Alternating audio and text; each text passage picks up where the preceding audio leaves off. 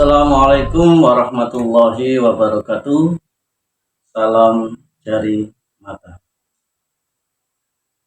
Sobat jari mata, ketemu lagi kita di pekan ini. Kita akan kembali berbagi cerita. Ya, cerita-cerita tentang makhluk astral yang pernah kita temui saat-saat yang lalu. Hari ini saya akan kembali bercerita tentang cerita yang saya beri judul Misteri Mandi di Sungai. Sobat jari mata, mungkin kita yang tinggal di suatu tempat di pedesaan atau di gunungan atau di tempat-tempat yang mungkin dekat dengan sungai, kita mungkin sering melakukan mandi tapi tidak di kamar mandi karena mungkin mandi di sungai lebih enak ya, lebih menarik, lebih segar mungkin karena airnya yang banyak. Tetapi pada kesempatan hari ini saya akan bercerita tentang misteri yang terjadi ketika ada yang mandi di sungai. Coba cari mata, saat itu kebetulan saya seperti layaknya rutinitas kegiatan saya ketika malam hari. Saat itu saya adalah berlatih olahraga bersama teman-teman dan dilakukan setelah sholat maghrib sampai selesai di jam 9 olahraganya selesai, tetapi kita masih berbincang-bincang santai dengan teman-teman hingga jam 10 atau setengah 11 malam waktu itu. Suatu ketika saya setelah berlatih olahraga itu saya pulang, tepatnya waktu itu ya jam setengah 11 malam ya kira-kira. Saya pulang, kemudian kebetulan tempat tinggal saya itu adalah di pinggir sungai.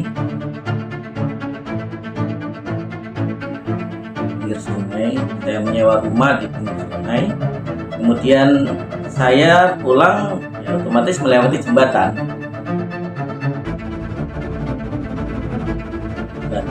Untuk masuk ke dalam rumah saya itu melewati jembatan yang melewati sungai itu tadi. Sempat saya melihat di air sungai itu, memang saya melihatnya sekilas, saya tidak punya pikiran apa-apa. Ternyata air sungai itu sedikit bergelombang ya. Gemericik, ada gelombang air yang bergerak-gerak. Tapi saya tidak terlalu memperhatikan itu. Saya langsung menyeberang jembatan itu, kemudian masuk ke dalam rumah, ketemu istri saya kebetulan. Saat itu saya lihat istri saya kok ada sedikit wajahnya agak sedikit tegang. Saya dengan sedikit keheranan saya bertanya, ada apa? Kok kayak ada sesuatu yang kurang enak gitu ya. Kemudian dia menjawab, tadi aku melihat di sungai itu ada murid-muridnya sampean atau murid Anda yang mandi di sungai. Saya kaget loh. Masa mandi di sungai itu malam-malam? Apalagi saya lihat jam setengah 11 malam. Masa ada anak yang mandi di malam hari? Apalagi di sungai. Sedangkan memang sungai itu ya memang agak panjang ya. Agak panjang, kemudian juga posisi sungai itu gelap. Tidak ada lampu penerangan yang menerangi sungai itu.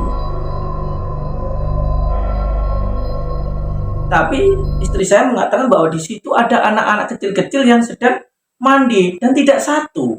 Ada beberapa anak, mungkin sekitar 5 atau 6 anak yang mandi di situ dengan gembira. Mereka dari pinggir lompat, yur, lagi naik, lompat lagi biur, itu bergantian. Dari satu naik, kemudian terjun lagi ke dalam sungai. Nah itu terjadi berulang-ulang dan lama. Istri saya mengatakan bahwa itu terjadi beberapa jam sebelum saya datang.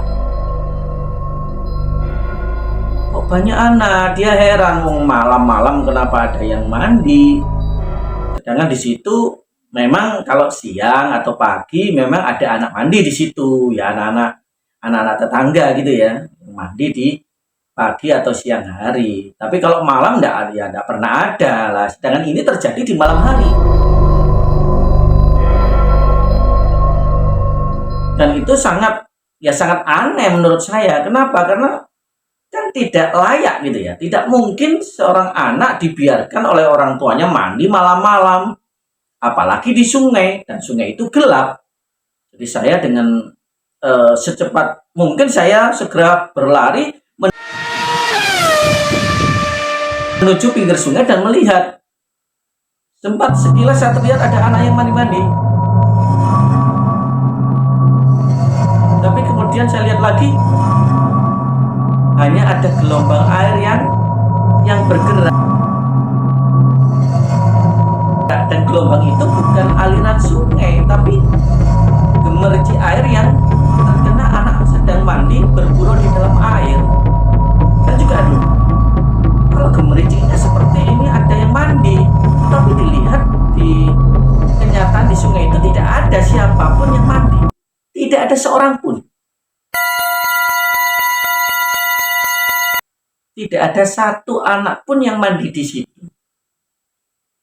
Tapi gemericik airnya sangat jelas bahwa itu gemericik air yang terkena anak yang sedang mandi di sungai.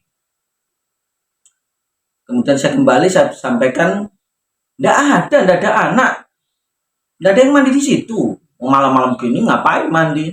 Sudah dimarahi orang tuanya nanti, apalagi tidak terang ya, gelap di situ. Tapi istri saya tetap bersikeras. Aku tadi lihat di situ ada banyak anak yang mandi. Ayo dilihat. Dan segera kita berdua melihat ke sana dan memang tidak ada siapapun yang di situ. Sontak kita berdiri merinding karena memang di situ tidak ada siapa-siapa, tapi memang gerakan airnya itu masih nampak seperti layaknya habis anak terjun ke dalam air, kemudian ada ombakan air yang terlihat oleh kita.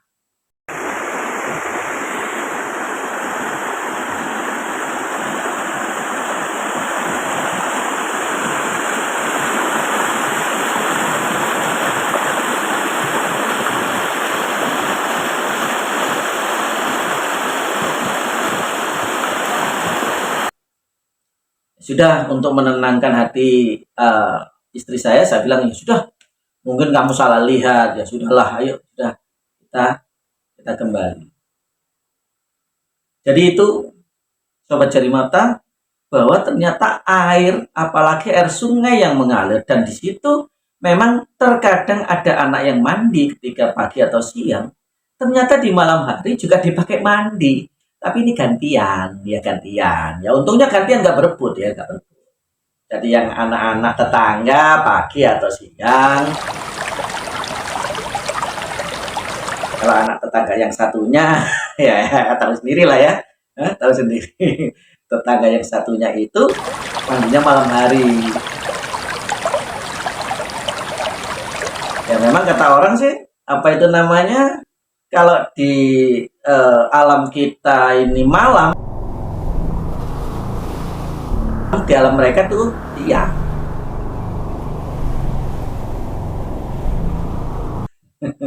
Jadi ya kita bergantian.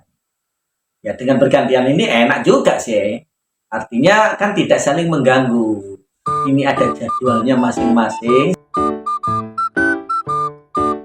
sehingga kedua belah pihak bisa menikmati sungai itu tanpa harus berebut tempat dan tidak saling mengganggu. Itu yang terpenting. Sehingga dengan kejadian seperti ini kita mengetahui sebenarnya dalam kondisi makhluk astral pun mereka juga perlu mandi. Nah kalau nggak mandi kan bau. Ya mungkin mereka juga takut ya badannya bau gak enak, jadi ya mereka juga perlu mandi. Itu yang terjadi pada saat itu. Sehingga ya dengan kejadian-kejadian yang terjadi seperti ini ya memang tidak semua orang akan mengalami atau tidak semua orang itu bisa dapat melihat apa yang terjadi di suatu tempat tertentu. Dan memang kebetulan ada yang melihat, tetapi saya sendiri kebetulan tidak melihat secara langsung, tetapi melihat ombak dari air itu yang memang masih tampak, masih kelihatan meskipun penampakan mereka sudah tidak terlihat lagi. Nah, itu Sobat Cari Mata cerita tentang misteri mandi di sungai yang saya bisa ceritakan pada kesempatan saat ini, dan ini menjadikan pembelajaran pada kita bahwa sebenarnya tidak hanya kita yang perlu membersihkan tubuh ya, karena ternyata makhluk astral pun juga perlu membersihkan tubuh mereka biar tidak kotor, tidak gerah dan lain sebagainya.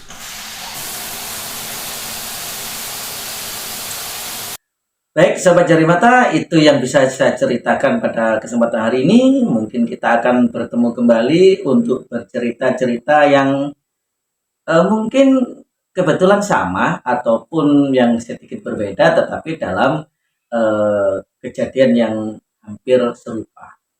Kita ketemu lagi pada kesempatan yang akan datang. Terima kasih atas perhatiannya.